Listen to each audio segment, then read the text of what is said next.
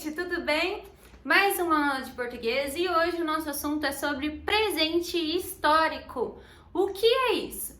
Não se assusta. Presente histórico nada mais é do que o presente que vocês já estão acostumados e vocês já estudaram em tempos verbais lá no sexto ano. Mas então por que tem esse nome presente histórico e o que isso tem a ver com relato biográfico, que é o que estamos estudando nesse momento? Bom, não sei se vocês lembram, mas às vezes quando nós vemos manchetes de jornais ou manchetes de revista, elas têm uma tendência a trazer uma informação que já aconteceu como se estivesse acontecendo naquele momento. Então o verbo está sempre conjugado no presente. Por exemplo, em vez de dizer que o projeto de lei foi aprovado em 2005, né? A pessoa lança a manchete falando assim: projeto de lei é aprovado neste ano. Então, né, no caso, no ano de 2005.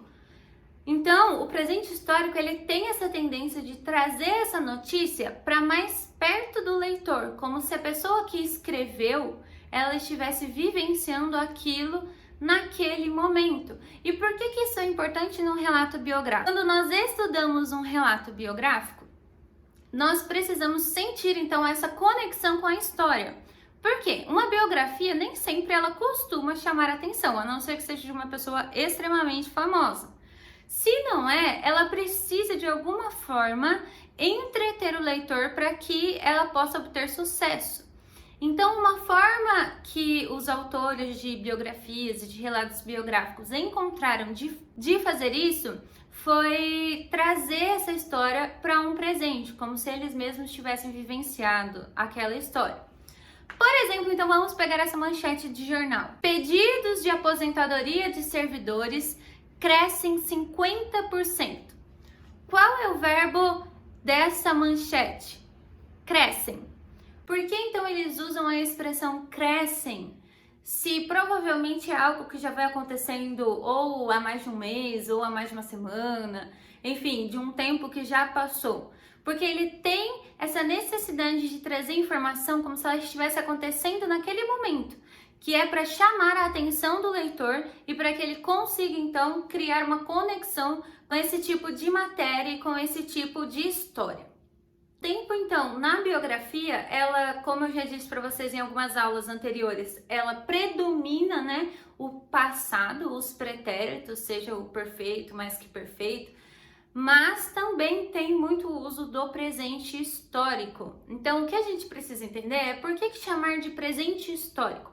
Porque provavelmente aquilo não aconteceu no momento em que a pessoa está narrando, aquilo já aconteceu há um tempo atrás e a pessoa só está narrando naquele momento com o verbo no presente para trazer essa sensação de proximidade para você. Então, nós temos o pretérito, os pretéritos e o presente. Esses dois tempos verbais, esses dois grandes tempos verbais, eles fazem com que a biografia ela siga uma sequência cronológica. Então, nunca numa biografia, aliás, nunca não, é raro numa biografia você ver uma história que começa pelo fim e depois vai voltando com cliques do passado, né? Do início da vida da pessoa ou então de acontecimentos que foram na infância, enfim. Geralmente elas seguem a linha. Qual que é a linha, então? Nascimento, aí a fase da infância, da adolescência, juventude, aí adulto, envelhece e enfim a morte. Essa é a sequência cronológica que as biografias e autobiografias também tendem a seguir. Por isso que nós estudamos então sequências cronológicas. Outra coisa muito importante para saber quando você está montando uma biografia ou um relato biográfico é entender a importância dos marcos temporais ou das expressões temporais. Então, por exemplo, quando eu falo era uma vez ou há muito tempo atrás, em 1950, todas essas expressões que marcam o tempo, elas vêm seguidas de vírgula. Sempre, então, ela vai vir com uma vírgula depois dela, ou então, se ela estiver no meio da oração, vai vir com uma vírgula antes também, por exemplo. Pedro e João, vírgula, nascidos em 1950, vírgula, moravam em blá blá blá blá blá. Essa expressão que marca o tempo, nascidos em 1950, ela vem entre vírgulas, porque é um marco temporal, uma expressão temporal e precisa ser destacada na narrativa para que você consiga seguir então a sequência cronológica. Bom, sabendo disso, o que mais é importante para que você consiga produzir a sua própria biografia ou então a biografia de alguém? Você precisa então responder algumas perguntas e essas perguntas elas vão marcar a sua sequência cronológica. Então, o que, quando, como, onde, por quê?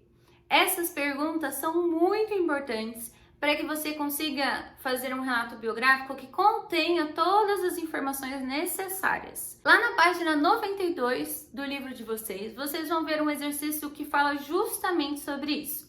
Vocês vão precisar de lápis de cor para a gente poder marcar no nosso exercício quais são então esses marcos temporais que respondem a essas perguntas. O exercício usou partes do texto da biografia que nós lemos sobre Adidas e também de um outro texto que vocês vão ler. Eu vou deixar aqui nas atividades para vocês fazerem, para que você consiga estudar um pouquinho mais sobre esse assunto e ver se você realmente entendeu. Você vai fazer os exercícios da página 72 até a página 74.